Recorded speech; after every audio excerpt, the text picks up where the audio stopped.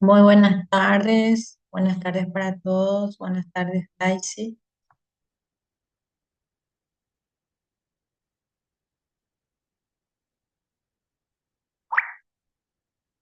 En unos instantes vamos a iniciar nuestra presentación del día de hoy.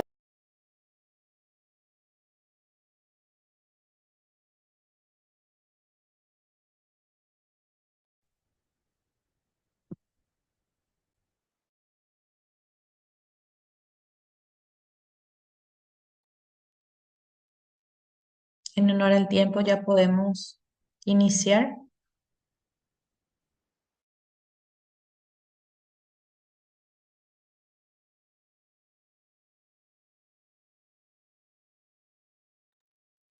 Bueno, antes que nada, entonces quiero presentarme. Quien les habla, la licenciada Magíster Lourdes Aguilera. Prácticamente empecé con conferencias TEA hace un año, el 19 de julio del 2024. Había empezado con conferencias TEA, viendo la necesidad de que es tan importante educar a los padres para que para que los padres sepan cómo intervenir o entiendan del por qué ocurre tal o cual situación en sus niños. Muchas veces presentan conductas, trastornos de sueño, selectividad alimentaria. Más todavía les cuesta muchísimo lo que es el control de esfínter. También está la cuestión de la medicación. Tantas controversias, ¿verdad? Eh, como es lo que de repente conlleva al proceso de atención y tratamiento terapéutico y médico, ¿verdad? De lo que es niños con la condición TEA, ¿verdad? Niños y niñas con la condición TEA. Y como padres nos cuesta, no sabemos qué hacer, nos rebuscamos muchas veces así en informaciones, en internet. Nadie nunca nos explica cómo se dice si se presenta tal o cual situación que pueda hacer, ¿verdad? Y muchas veces no sabemos cómo sobrellevar cierta conducta si se presenta, ¿verdad? Más allá en la primera infancia, o algún trastorno de sueño, eh, de repente la selectividad alimentaria, cómo tenemos que hacer de repente o procurar, ¿verdad? ¿Qué rutinas hacer para dejar el pañal, ya que muchas veces son no verbales? Y todas las controversias en cuanto a lo que es, ¿verdad? La medicación. Entonces voy a estar iniciando en lo que es la temática del día de hoy, ¿verdad? Los ejes temáticos, entonces, trastorno del sueño, también los trastornos alimentarios, el control de esfínter, la medicación.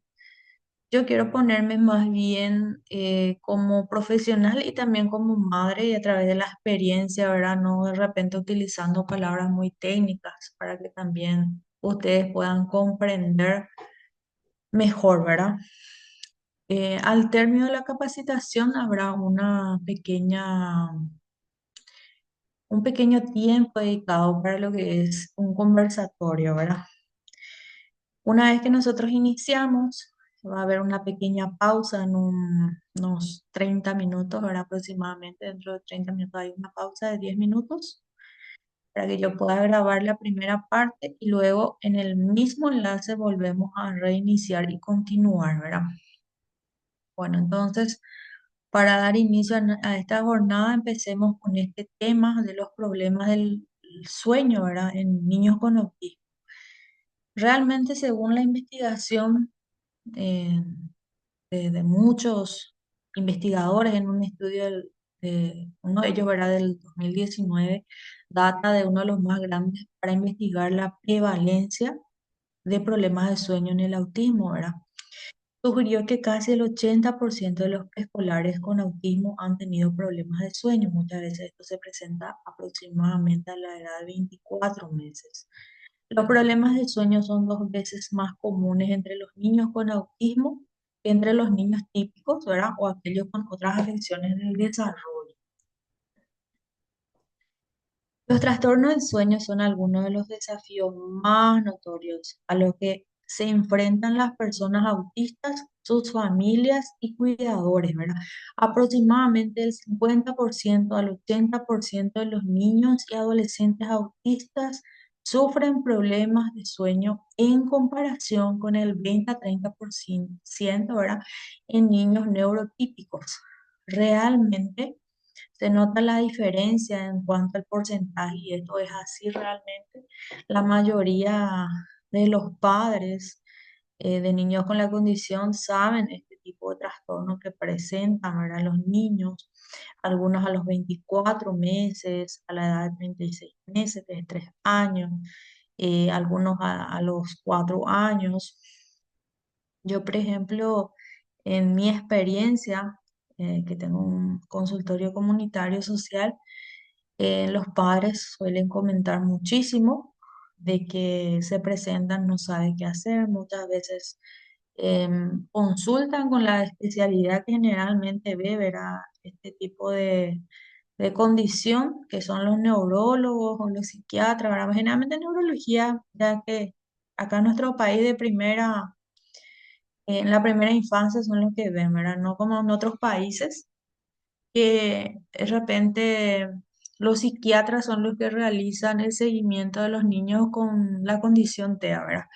Pero no así en nuestro país, en la primera infancia, ¿verdad? Está a cargo de cuando se presentan ciertas características que no son normales, ¿verdad? En un desarrollo normal de un niño, generalmente ya se le deriva, ¿verdad? A los neurólogos. ¿Qué es lo que pasa? Muchas veces yo también soy mamá azul, no nos recomiendan un tipo de, o no nos explican que esta situación puede ocurrir en el lapso de lo que es el desarrollo de ese niño que está iniciando generalmente, como nos dicen, ¿verdad? Con un trastorno del neurodesarrollo o los famosos trastornos, los famosos TGD, ¿verdad? Trastorno generalizado del desarrollo, porque generalmente todavía no se les diagnostica, que son varios estudios, exámenes, estudios laboratoriales, evaluaciones, las que se realizan para llegar a un diagnóstico, y más todavía por la edad, ¿verdad? En- Todavía no se puede eh, diagnosticar de buenas a primeras, como se dice en nuestro país, con una condición ya de autismo, ¿verdad? Ya que están todavía ellos en desarrollo. Entonces, por eso es que neurología los clasifica, los diagnostica o los clasifica dentro de lo que son trastornos generalizados del desarrollo o lo que es los trastornos del neurodesarrollo, ¿verdad? Que dentro de ello puede ser, por ejemplo, también un trastorno del lenguaje, etcétera, ¿verdad? Son muchos los que se pueden presentar. Volviendo otra vez a este tema del trastorno del sueño, no nos explican muchas veces, ¿verdad? Entonces, como padres nos vemos desesperados. Sí, es bueno muchas veces volver a consultar con neurología, pero también está una controversia muchas veces que cuesta muchísimo conseguir, ¿verdad? Las consultas con estas especialidades, ya sea de neurología o psiquiatría, ¿verdad? En nuestro país. ¿Y qué hacemos nosotros de repente como padres o como profesionales ante esta situación, ¿verdad? Primero es importante eh, de repente, ¿verdad? Observar un poquito, ¿verdad? La conducta del niño, hacer la entrevista con los padres, ver un poquito de reducción de pantallas. Tiene mucho que ver también la alimentación, cómo regular esa ansiedad, realizar caminatas, actividades físicas, todo esto, ¿verdad? Bueno, entre paréntesis y continuando esta diapositiva, ¿no? Entonces con nuestra diapositiva,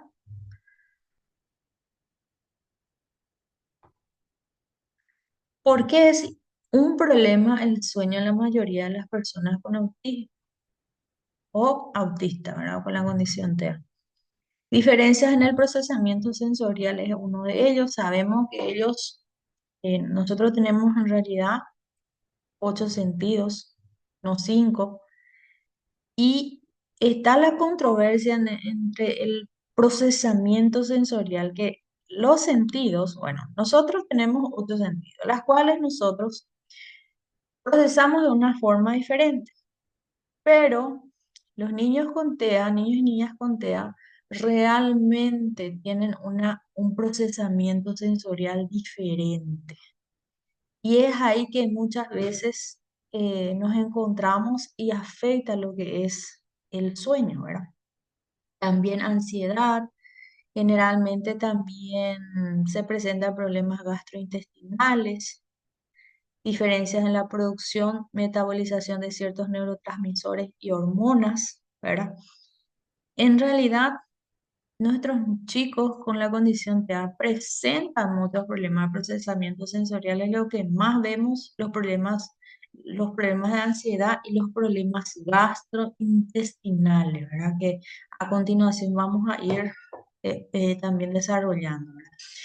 ¿Qué podemos hacer nosotros? Establecer una rutina estricta. Realmente ellos son muy rutinarios. Hay algunos que son un poquito más flexibles en cuanto a lo que es, por ejemplo, una rutina estricta, ¿verdad? Otra vez. Pero hay algunos que son muy estrictos con la rutina. Es importante establecer un horario para acostarse y despertarse, ya que esto ayudará a que tu hijo o hija pueda ir poco a poco regulando su ritmo circadiano y mejorar su calidad del sueño. He tenido, por ejemplo, eh, pacientitos que de repente toda la noche están despiertos y todo el día, por ejemplo, duermen, totalmente alterado su ritmo circadiano. Entonces, yo trabajé en orientación, ¿verdad? Y trabajé con este proceso, ¿verdad? De esta niña. Y hoy en día, esta niña, en realidad, dentro de sus indicaciones, tenía la melatonina, ¿verdad? Que es una hormona del sueño que es la que más se indica, ¿verdad? A esta edad, porque es una niña de 2 años. Entonces, los padres me mostraron esta indicación y les orienté un poquito de cómo ellos pueden administrar esa medicación, porque muchas veces en una consulta pasa todo muy rápido, a veces los padres no comprenden, no saben cómo le van a dar, entonces generalmente esa partecita también suelo yo hacer esa orientación, hablarles sobre lo que es disminuir el tema de las pantallas, la alimentación, ¿verdad? Azúcares, chocolates, todo lo que fuera alimentos así procesados y carbohidratos, por ejemplo, reducir poco a poco hasta ir sacando, ¿verdad? Pero con esto no quiere decir que tenemos que totalmente también ir a un extremo, ¿verdad? Ya que son niños, ¿verdad? En etapa de crecimiento, ¿verdad? Sabemos que tal o cual alimento, ¿verdad? Tiene sus aportaciones en lo que es el crecimiento y desarrollo de ese niño, ¿verdad? A continuación tenemos, por ejemplo, justamente lo que estuve mencionando, que es demasiado importante la luz azul, ¿verdad? Eliminar las pantallas antes de dormir, la luz azul que emiten los aparatos electrónicos como tablets, televisores, celulares y ordenadores, puede perturbar la producción natural de la melatonina, justamente es la que yo les estuve mencionando, ¿verdad? Que existe se vende, ¿verdad? En forma de medicamentos procesados, pero que es natural, ¿verdad? Que es, entonces, que generalmente, ¿verdad? Se le recomienda a los niños con autismo. Entonces, ¿qué es lo que hace la luz azul? De estos aparatos electrónicos perturba la producción natural de la melatonina, ¿verdad? En los niños con TEA. Por lo que se aconseja, ¿verdad? Evitar su uso antes de dormir. Tener en cuenta que en caso de que los utilicen, ¿verdad? Sea más bien para comunicarse y tratar en lo posible de eliminar o eh, disminuir en lo posible, eliminar el uso de pantalla, por ejemplo, ya a partir de las 18 horas, ¿verdad? Sé que en nuestro día a día a veces nuestra realidad es diferente, pero tenemos que procurar siempre por nuestros hijos, por nuestros niños, ¿verdad?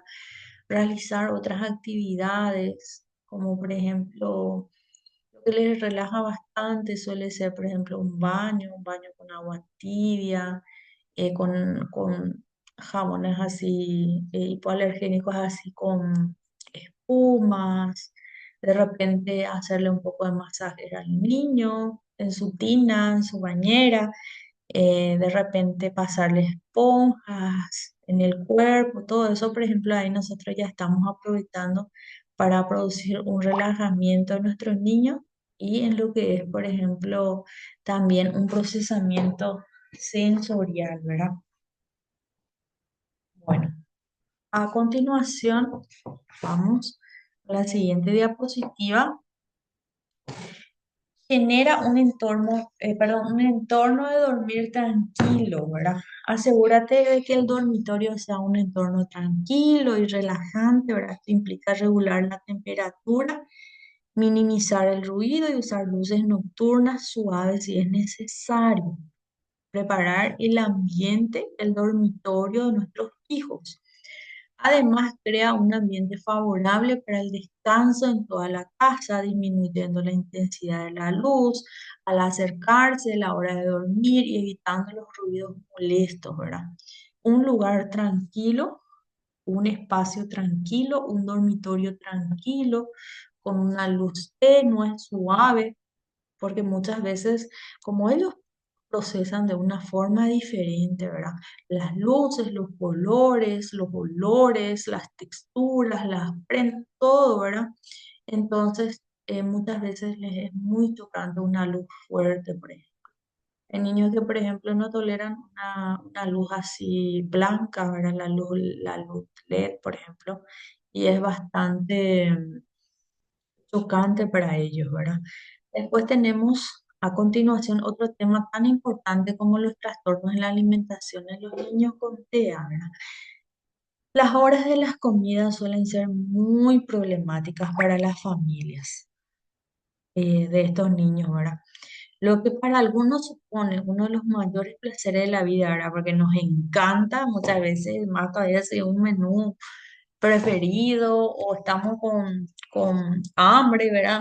Disfrutamos, ¿verdad? Lo que es la hora de la alimentación, ¿verdad? Ya sea el desayuno, el almuerzo, la merienda, la cena, ¿verdad? Etcétera, ¿verdad? Pero para los niños con autismo, por ejemplo, puede suponer un desafío muy desmenurado y es que bastante común encontrar trastornos, ¿verdad? En la alimentación de los niños con TEA. Y a continuación vamos a observar el por qué es una controversia, una situación tan, tan común, ¿verdad? En ellos, ¿verdad? Solemos escuchar bastante, nuestros hijos presentan estos trastornos, ¿verdad? En estos niños se producen sensaciones desagradables, aumento del estrés y sentimientos negativos que pueden convertir la hora de comer en una rutina odiada en el día a día de ellos. Muchos realmente expresan de esa forma. Muchos, por ejemplo, no toleran, corren, lloran porque le estás ofreciendo un alimento que quizás el niño o la niña no esté tolerando en cuanto al sabor, en cuanto a la textura. Ellos, por ejemplo, al mirar les puede producir asco, el olor que quizás para nosotros es, no sé, que tenga un buen, o sea, un aroma, un rico olor, ¿verdad? La comida, el menú, pero para ellos, por ejemplo, eh, puede ser que estén percibiendo un olor así nauseabundo. ¿Por qué?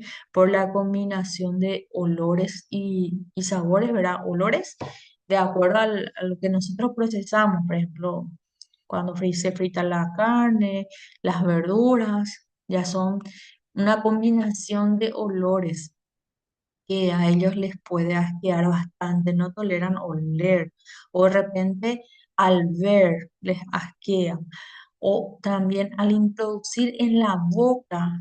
al percibir la primera sensación de introducir un alimento en una cuchara en la boca, esa textura, puede ser que no estén tolerados. Y ese sea el problema, por ejemplo. Causa de los problemas de alimentación en niños con TEA: alimentarse es un acto complejo en el que entran en juego muchos elementos como el movimiento, sensaciones, emociones. Cuando todos estos elementos funcionan bien, todo es maravilloso. Pero si no hay un buen funcionamiento de alguno de ellos, es cuando aparecen las alteraciones, ¿sí? Y realmente hay familias que pasan bastante mal con esta situación de los problemas de alimentación o los trastornos de la alimentación en los niños con TEA. Más bien muchas veces es ¿por qué? Porque no hay un buen procesamiento sensorial de los niños. Como les decía, nosotros disfrutamos al comer, ¿verdad? Comer es un acto en el que se ponen en marcha los sistemas, los 7 sistemas sensoriales, ¿sí? Incluido el sistema propioceptivo y vestibular, ¿verdad? Que facilitan la adecuada postura durante la actividad. Cuando alguno de estos sistemas produce una respuesta desmesurada, una hiperrespuesta o una respuesta insuficiente, hiporrespuesta, se produce una alteración en la actividad que se refleja, y si voy a ese espacio después vamos a estar debatiendo un poquito justamente sobre ese tema, ¿verdad? De una persona está diciendo que come mucho y no se llena. Voy a hacer una pequeña, entre paréntesis entre ellos, muchas veces es por ansiedad, no sé si esté consumiendo algún tipo de alimento, perdón, de medicamento que le esté produciendo mucha falta de saciedad, como la risperidona produce mucha ansiedad por comer, también el aripiprazol, o simplemente es porque el niño no está, no está sintiendo lo que está comiendo. Entre paréntesis, entonces voy a mencionar eh, esta partecita también.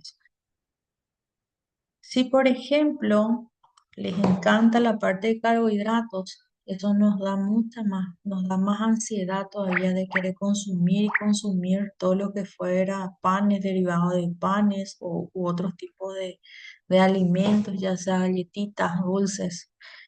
Como le digo, no, según la mamá me refiere, no se medica, pero come cada rato y no se sacia. Entonces acá tiene mucho que ver la parte de procesamiento sensorial también.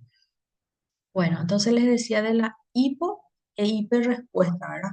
Y se produce una alteración en la actividad que se refleja en los trastornos alimenticios en los niños con autismo, además de otros problemas. Ejemplo, a continuación vamos a ver cómo se divide estos diferentes sistemas sensoriales para poder comprender mejor.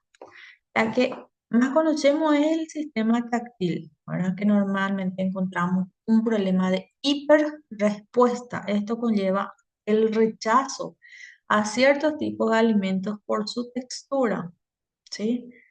Por ejemplo, hay ocasiones en las que la transición de alimentos sólidos es dificultosa, ¿verdad? Otras ocasiones se produce rechazo a alimentos de textura viscosa, grumosa, semisólida, ¿verdad? En otras ocasiones vemos, por ejemplo, una preferencia aislada solo por alimentos secos, de tipo crujiente, cereales, empanadas, ¿verdad? También puede ser que este tipo de sensaciones las rehace no solo en la región orofacial, boca, sino en las manos también.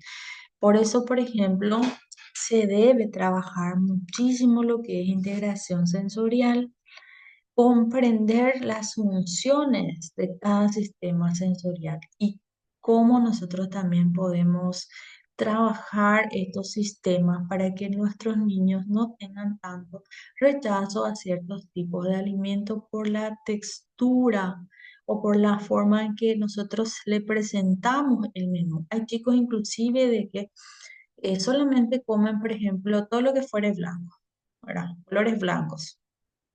Solamente come arroz y todos los derivados del color blanco, o solamente comen, por ejemplo, todos los derivados, derivados de ciertos tipos así de texturas, o de repente hay niños que solamente consumen, por ejemplo, yogur, o de repente agua y yogur, o leche y agua. He tenido experiencia en niños generalmente eh, en esa circunstancia, ¿verdad?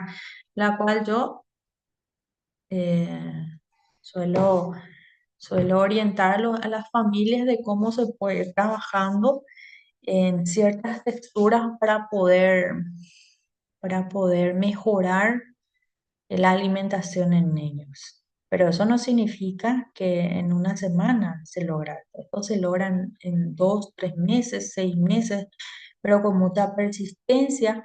Yo, por ejemplo, trabajo bastante con pictogramas, mostrándoles, por ejemplo, la clasificación de las comidas, empezando con las frutas, las verduras. También hago estimulación olfativa, ¿verdad? De hacerles oler los olores de las comidas, ya sea, por ejemplo, los salados, los condimentos, lo dulce, olor de las vainillas, de la naranja, del limón, de todo tipo así de olores que no sean perjudiciales, ¿verdad? Por ejemplo, para ellos, ¿verdad? No les digo una pimienta y justo inhala y de repente nos vamos para otro lado, ¿verdad? Pero ciertos olores para estimular un poquito lo que es nuestro sistema sensorial, ¿verdad? Y la primera de ellas ya les estoy comentando que es la parte táctil, por eso es muy importante hacer una integración sensorial, trabajar con texturas, trabajar con imágenes, trabajar con olores, ¿verdad? Olores de alimentos, ¿verdad? Estimulación olfativa le llamo yo. Bueno, hablemos del sistema propioceptivo y vestibular. Para comer necesitamos conocer nuestro cuerpo, esquema corporal. Acá es el mayor problema y la mayor dificultad de los niños, que los padres no comprenden por qué su niño se comporta así, por qué es así, por qué tiene esa conducta, por qué no duerme temprano, por qué corre todo el tiempo, por qué tiene la necesidad de saltar todo el tiempo, por qué rechaza las comidas. Y aquí está. Sistema propioceptivo o vestibular. No se olviden de esto, traten de sacarle, investiguen mucho sobre lo que es desregulación sensorial y van a ir comprendiendo. Para comer necesitamos conocer nuestro cuerpo, esquema corporal, y relacionamos bien con el espacio, ¿verdad? La falta de conciencia corporal que tienen los niños con autismo puede dificultar el proceso de la alimentación. Bueno, esquema corporal, ¿sí? ¿Qué es el esquema? Mi cuerpo. Voy a tratar de prender mi video y les explico. Por ejemplo, mi cuerpo, yo si corro, yo siento, yo corro, yo salto, sé al caminar cómo mi cuerpo está en tiempo, o sea, cómo está en el espacio, como se dice, cómo yo camino y ya estoy equilibrada en tiempo y espacio. No sabría cómo explicarles mejor, pero voy a procurar. Es algo que nunca nadie nos explica. Ellos, por ejemplo, no tienen un buen conocimiento de su cuerpo, no sienten partes de su cuerpo, les cuesta organizar los sentidos. Y si no sienten bien lo que es, por ejemplo, su cuerpo en equilibrio, en movimiento, ellos por eso, por ejemplo, saltan todo el tiempo, son muy ansiosos, corren, saltan, son irritables.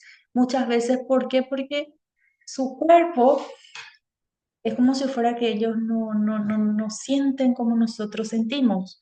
Tenemos nuestras manos, miramos, olemos, sentimos nuestro cuerpo en movimiento cuando caminamos, cuando nos sentamos, cuando nos levantamos, cuando comemos, pero en ellos es diferente. Por eso tienen esa conducta, por eso corren todo el tiempo, saltan, no se quedan un segundo, porque ellos tienen esa necesidad inmensa de sentir, porque no hay una buena organización corporal en ellos, por ejemplo, un esquema corporal. Y esta parte, por eso es muy importante que un buen terapeuta ocupacional sepa y entienda y comprenda de esto para que puedan trabajar con nuestros chicos y también con nuestros, también los psicomotricistas.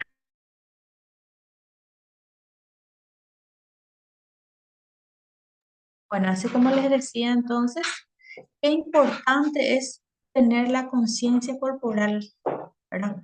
Ellos no tienen una conciencia corporal, ¿verdad? Es como si fuera que no sienten su cuerpo. A eso se refiere conciencia corporal. No sienten de la forma como nosotros sentimos, como nosotros nos damos cuenta que esto es mi brazo, que yo levanto mi brazo, que camino, que corro, que pateo la pelota, mi cuerpo mi conciencia corporal, ¿verdad? Que yo sienta y entienda mi cuerpo. Ellos no, ellos, por ejemplo, procesan de una forma diferente. Eh, no sé si me explico un poquito, ¿verdad? Por eso es importante el trabajo del terapeuta ocupacional y no manejan muchos terapeutas este tema. Tampoco algunos psicomotricistas sí manejan la conciencia corporal. Y por fin les puedo decir que como profesional he encontrado un profesional que me entiende cuando le hablo de conciencia corporal y esquema corporal, un licenciado que es psicomotricista, ¿verdad? Aprovechando el tiempo, el licenciado Justo Badeira me está empezando a ayudar, está empezando a venir en el consultorio conmigo y le hablo mucho sobre trabajar estos puntos, ¿verdad? Con nuestros niños, porque los papás no conocen sobre la conciencia corporal. Hay muchos profesionales que no conocen sobre eso, del por qué este niño está muy desregulado y está muy irritable. Todo eso afecta la irritabilidad, la conducta, la alimentación, trastorno de sueño, la conciencia corporal. Acuérdense, la conciencia corporal. Investiguen mucho sobre este tema, le tienen que sacarlo un print de pantalla, como se dice, y no olvidarse del sistema propioceptivo y vestibular. ¿Sí? Los trastornos de conducta, la hiperselectividad alimentaria, sea de la causa que sea, puede estar produciendo alteraciones en la conducta con los niños con TEA. Imagínense, cuando les ofrecemos alimentos fuera de sus preferencias, se puede desencadenar una rabieta o conducta disruptiva. Por ejemplo, yo sí tengo mucha experiencia en esto porque realmente he pasado también lo mismo como profesional y como mamá, ¿verdad? De que hacen un rechazo, corren, lloran, hacen una rabieta impresionante al ofrecerle algo que generalmente no es de su preferencia. Pero eso significa que vos no le vas a estar ofreciendo y que te vas a frustrar y ya no le das, sino que hay que ir probando los olores, los sabores, las texturas de a poquito. Este trabajo es muy minucioso, nos puede llevar de 3 a 6 meses. Yo tengo un niño que solamente tomaba yogur, por ejemplo, y agua, y hoy en día ya está probando de a poquito los alimentos. Imagínense la felicidad que es para mí ver un niño que ya está teniendo sus pequeños logros, como se dice. Empieza a probar, por ejemplo, a ellos pues les gusta dándolo a la milanesa, ya sea de carne, de pollo, 2, 3 cucharadas de chipaguazú, asadito de carne, de repente un vellú, y cosas así, de a poquito, no fue fácil, pero hemos logrado que pueda ir consumiendo de a poquito, cosa que ha rechazado completamente. Bueno, voy a dar una pequeña pausa entonces de 5 minutos, de 5 a 10 minutos para continuar otra vez en el mismo enlace, ¿sí? Entonces, vamos a continuar. Está muy interesante en este punto, en esta parte de nuestra presentación y nuestra diapositiva.